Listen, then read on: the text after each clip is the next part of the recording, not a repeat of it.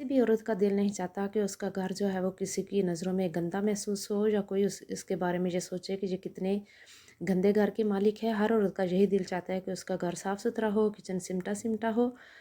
अस्सलाम वालेकुम व्यूअर्स, कैसे हैं जी आप सब लोग। जी तो आज मैं जो आपके साथ सारी अपने टिप्स शेयर करूंगी, ये टाइम सेविंग और मनी सेविंग है। सबसे पहले मैं ये अपने वॉशिंग मशीन के जो फ़िल्टर होते हैं उनको साफ़ करने का तरीका मैं आपके साथ शेयर करने लगी हूँ। पानी में मैंने शामिल कर दिया है जी 1 table spoon salt, 1 table spoon baking soda और थोड़ा सा लिक्विड।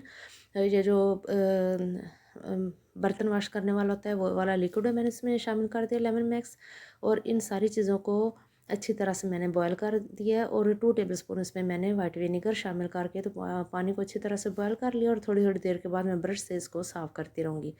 वैसे तो मेरी कोशिश होती है कि जब भी मैं मशीन लगाऊँ या कपड़े वॉश करूँ तो डेली के डेली मैं ये फ़िल्टर जो है वो बेशक सादे पानी से वो साफ़ कर देती हूँ। अगर ज़्यादा गंदे हो जाओ तो फिर मैं इसको इस तरीके से साफ़ करती हूँ। अगली टिप जो मैं आपके साथ शेयर करने लगी हूँ वो ये है कि अक्सर हम ऐसा होता है कि जब भी कुकर में प्रेशर कुकर में हम दाल वगैरह बनाएं, गोश्त उबालें तो वो अक्सर बाहर गिर जाता है। जो चूल्हा है, गैस वाला चूल्हा होता है, वो बहुत ज़्यादा गंदा हो जाता है। तो इस सारे बिखेड़े से बचने के लिए मैं आपके साथ एक टिप शेयर करूँगी। मैंने अपने हिसाब से ये बनाने लगी हूँ जी दाल मसूर की, और इसमें मैंने 1.5 कप मैंने दाल मसूर लिए और 1 मुट्ठी के करीब चने की दाल मैं इसमें शामिल कर दी है, क्योंकि मेरी फैमिली को इस तरह की जो दाल है जो बहुत अच्छी लगती है। और कुकर जो है वो हमारा गंदा ना हो, बिल्कुल भी आप देखिएगा कुकर गंदा नहीं होगा। इसका ढक्कन जो है मैंने यहाँ पे ऑयल लगा दिया है इसकी सारी नॉब्स पे, तो इससे ये होगा कि जब दाल को उबाल आएगा तो पानी जो है बिल्कुल भी बाहर नहीं गिरेगा। और इस तरह हमारा कुकर जो है ये बिल्कुल साफ़ सुथरा रहेगा, ये मेरी गारंटी है आपसे। ये मेरी सारी टिप्स जो है ये टाइम सेविंग और मनी सेविंग है। अगर चूल्हा गंदा हो गया तो फिर उस पर बहुत ज़्यादा मेहनत करनी पड़ती है, कुकर गंदा हो जाए उसको भी बहुत ज़्यादा मेहनत से साफ़ करना पड़ता है और टाइम भी ज़्यादा लगता है। तो है ना मेरी ये टाइम सेविंग और मनी सेविंग टिप। साथ साथ इन फिल्टर को मैं अच्छी तरह से गर्म पानी में थोड़ी देर के लिए रख दूँगी और इनको साथ साथ साफ़ करती रहूँगी। तीनों काम जो मैंने इकट्ठे शुरू किए हुए हैं। अब यहाँ पर जी मैं बनाने लगी हूँ आलू मटर का जो पुलाव होता है, जो सबका फेवरेट होता है, मेरा और मेरे बच्चों का भी ये फेवरेट पुलाव है। और यहाँ पर एक टिप मैं आपके साथ ये शेयर करूँगी, जब प्याज फ्राई हो जाएं, ब्राउन हो जाएं, तो जो आपने ग्रीन चिलीज शामिल करने थे उनको प्याज़ों के साथ इस तरह से अगर आप फ्राई करेंगे तो जो मिर्चों के अंदर जो गुद्दा होता है, इससे हमारे जो चावल हैं बहुत ज़्यादा स्पाइसी बनेंगे। वो इस तरह सॉल्ट डालने से और पानी डालने से मिर्चों का गुद्दा जो वो सेपरेट हो जाता है और छिलका जो होता है मिर्चों का वो अलग हो जाता है, और इस तरह हमारे चावल जो है वो बहुत मज़े के बनते हैं। पानी मैंने लगा दिया है। इस तरह जी प्याज जो है और मिर्चें जो हैं वो ये बिल्कुल नमक डाल के इस तरह फ्राई करने से बिल्कुल मेल्ट हो जाती हैं, घुल जाएंगे, बिल्कुल भी प्याज साबुत नहीं रहेंगे और ना ही चावलों में नज़र आएंगे। और टमाटर मैंने शामिल कर दिए। ये मैं कोई रेसिपी नहीं आपके साथ शेयर कर रही, मैं अपनी टिप्स आपके साथ शेयर कर रही हूँ, जो कि मैं अक्सर चावल बनाते हुए इस तरह इस्तेमाल करती हूँ मिर्चों को, कि किस तरह जो राइस होते हैं वो स्पाइसी बने। और इस तरह अगर आप चाहें तो इसमें चिली फ्लेक्स भी शामिल कर सकते हैं। अगर बच्चे हैं आपके घर में तो फिर मिर्चों का इस्तेमाल कम ही कीजिएगा। मैंने ये बनाए थे जी, मेरी सिस्टर आने लगी थी तो मैंने उसके लिए ये बना लिए थे। और उसकी छोटी बेबी है तकरीबन 7-8 साल की, तो जब उसने ये चावल खाए तो वो कह रही थी हाला कितनी मिर्चें डाल दी हैं, क्योंकि वो लोग बहुत ही कम मिर्चें खाते हैं। लेकिन मुझसे या मेरे बच्चों से जो है ना ये फीके वाले चावल नहीं खाए जाते, तो इसलिए मैं चावल जो है ना वो हमेशा स्पाइसी ही बनाती हूँ। इतने भी स्पाइसी नहीं होते, बस ये होता है कि खानेबल होते हैं वो, खाने के काबिल होते हैं। और मेरे इस जुमले को आप पकड़ ना लीजिएगा कि खानोबल एबल मैंने बोले, बस ऐसे ही कभी कभार ज़ुबान फिसल जाती है। और मैं इस तरह के जो वर्ड्स हैं ना वो फ़नी से यूज़ करती रहती हूँ घर में, ताकि घर का माहौल जो है वो अच्छा रहे। अगर घर की हवा तो ही नहीं बहुत ज़्यादा सीरियस रहेंगी बच्चों के साथ, अपने हस्बैंड के साथ, फिर घर का माहौल जो है वो ऐसे टाइट सा रहेगा। बच्चे जो हैं वो देखकर ऐसे फील करते हैं कि पता नहीं मम्मा को क्या हो गया है, अम्मी को क्या हो गया, ये इतनी स्ट्रेस क्यों है, ये गुस्से में क्यों है। इसलिए घर का माहौल जो है वो फ्रेंडली रखा करें।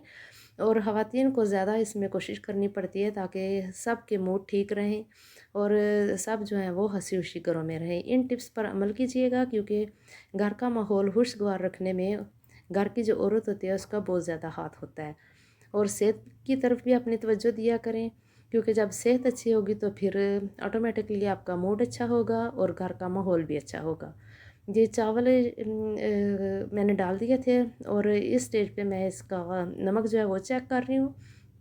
कुछ लोग होते हैं कि वो बिल्कुल भी जो साल्ट होता है वो टेस्ट ही नहीं करते और बाद में कहते हैं ओहो नमक तो कम रह गया। इसलिए बेहतर यही है कि इस स्टेज पे आके आप नमक ज़रूर चेक कर लिया करें, अगर डालने की ज़रूरत हो तो और डाल लिया करें। पहले हमेशा कम यूज़ किया करें। और मसूर की दाल को टेस्टफुल बनाने के लिए मैं कच्चा लहसुन ज़रूर इस्तेमाल करती हूँ, मुझे बहुत पसंद है।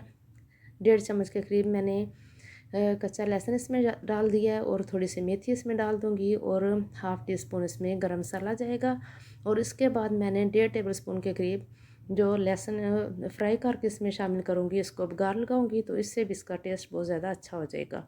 इन सारी टिप्स को बताने का मतलब ये है कि अगर आप किसी और तरीके से चीज़ें बनाते हो और आपके खाने में टेस्ट नहीं आता तो मेरी इन टिप्स को फॉलो कीजिएगा।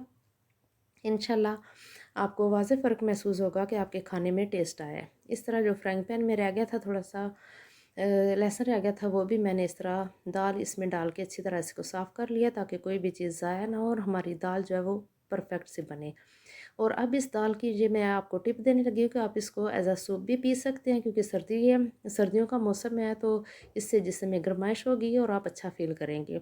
और अगर आप इसको खाने के साथ यानी चपाती के साथ और चावलों के साथ खाना चाहते हो तो ये भी बेस्ट तरीका है। दोनों तरीक़ों से आप जिस तरह चाहें इस दाल का इस्तेमाल कर सकते हैं। देखने में ये देखें कितने मज़े की दोनों चीज़ें लग रही हैं। और अब जो मैं टिप आपके साथ शेयर करूँगी इसमें मैंने बहुत से लोगों को देखा है कि 2-2 3-3 बंदे रल के ना तो मिल के यानी कि रल मिल के तो रज़ाइयों के कवर चढ़ा रहे होते हैं। और मुझे इस तरह बहुत टेंशन होती है कि एक बंदा जब काम कर सकता है अकेले तो फिर 2-2 बंदों को इस तरह बांधने की क्या ज़रूरत होती है। ये देखिए मैं आपके सामने 1 मिनट के अंदर अंदर मैंने रज़ाई पे कवर चढ़ा लेना है। ये मैंने वॉश किए थे और अब मैं इस रज़ाई पे कवर चढ़ाने लगी हूँ। और टाइम मैंने नोट किया तो पूरे 5 से 7 मिनट के अंदर मैंने 5 रज़ाइयों पे कवर चढ़ा लिए थे। अकेले ही मैंने चढ़ाए हैं और ये भी इतना कोई मुश्किल काम नहीं, ना ही ये कोई ऐसी इसमें रॉकेट साइंस है कि ये अकेले कवर नहीं चढ़ाए जाते। मैं तो अक्सर ऐसे ही करती हूँ कि मैं अकेले ही कवर चढ़ा लेती हूँ। मैंने कभी किसी बच्चे को साथ नहीं लगाया, ना ही हस्बैंड को लगाया, क्योंकि जब अकेले काम हो सकता है तो फिर किसी दूसरे बंदे को बिज़ी करने की क्या ज़रूरत है।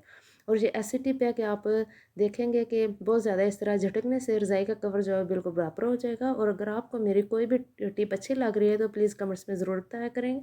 वीडियो को शेयर कर दें, लाइक कर दें, चैनल को सब्सक्राइब कर दें और अपनी दुआ में याद रखिएगा मुझे, ताकि मैं आपके लिए इसी तरह बहुत अच्छी अच्छी और वीडियो लेकर आती रहूँ। बहुत मेहनत से वीडियो बनती है तो प्लीज़ थोड़ी सी हौसला अफजाई कर दिया करें।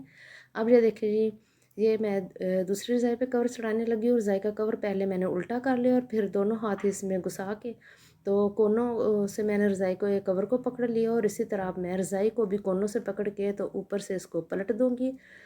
तो बहुत ही आसानी से ये कवर चढ़ जाता है, किसी भी दूसरे बंदे को साथ लगाने की ज़रूरत नहीं। और मैंने इतनी आसानी से ये कवर चढ़ा लेती हूँ, मुझे फ़ील ही नहीं होता कि मैंने ये इतना जो दूसरों की नज़र में बड़ा काम होता है वो मैं 5 से 6 मिनट में कर लेती हूँ। सारी रज़ाइयों के कवर चढ़ा लेती हूँ और आसानी से चढ़ जाते हैं। आप देख सकते हैं कोई मुश्किल काम तो ये है ही नहीं।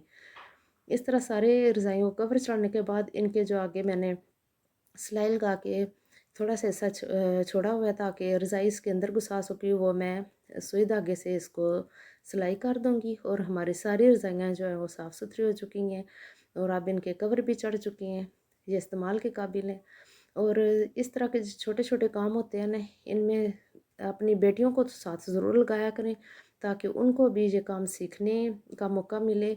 लेकिन मेरी बेटियाँ माशाल्लाह से बड़ी हैं, उनको ये काम आते हैं तो इसलिए मैं उन्हें किसी और काम पे लगा देती हूँ कि आप ये काम कर लो और मैं ये कर लेती हूँ। फिर वो खुद भी ये काम कर लेती हैं, दोनों बहनें मिल के भी काम कर लेती हैं। जी तो ये देखें कोई मुश्किल का काम नहीं था, सारा काम बहुत ही आसानी से हो गया। और ये सारी टिप्स जो मैंने आपके साथ शेयर की हैं टाइम सेविंग है और मनी सेविंग है। और इनसे आप अपने घर और किचन को बहुत ज़्यादा साफ़ सुथरा रख सकते हैं। बिल्कुल भी देखने में ऐसे लगेगा कि जैसे 2-3 बंदे जो हैं वो घर का काम कर रहे हैं, लेकिन अक्सर ऐसा होता है कि कभी बेटी छोटी वाली बेटी उसकी तबीयत ख़राब हो तो फिर मुझे सारा घर का काम खुद करना पड़ता है। तो फिर ऐसे ही लगता है कि जैसे 2-3 बंदों ने काम किया है, क्योंकि काम करने का तरीका आना चाहिए। सुबह उठ के जो हमारी सबसे पहली तरजीह होनी चाहिए कि अल्लाह रसूल का नाम लें, नमाज़ कुरान पाक पढ़ें और इसके बाद बस स्टार्ट हो जाएं बिस्मिल्लाह करके, तो सारा दिन काम में बरकत रहती है और काम जल्दी हो जाते हैं। और आजकल तो वैसे भी दिन छोटा है, इसलिए हमें सुबह जब छुट्टी हो हस्बैंड को फ्राइडे के दिन, तो वो बेटे को भी और हस्बैंड को भी, तो फिर फ्राइडे को अब वो छुट्टी करते हैं शॉप से, तो थोड़े लेज़ी हो जाते हैं, चलो जी कौन सा काम पे जाना है, तो उस दिन हम थोड़े से लेट हो जाते हैं। लेकिन ओवरऑल बाकी दिनों में माशाल्लाह सब जल्दी उठते हैं और जल्दी से काम ख़त्म हो जाते हैं। ये देखें जी, इतनी आसानी से ये कवर चढ़ गए हैं और अब सबको मैं तय करके रख लूँगी और एक एक करके सब के जो सिलाइयाँ लगाने वाली हैं हाथ से मैं टांके लगाऊंगी और इनको एक साइड पे रख दूँगी।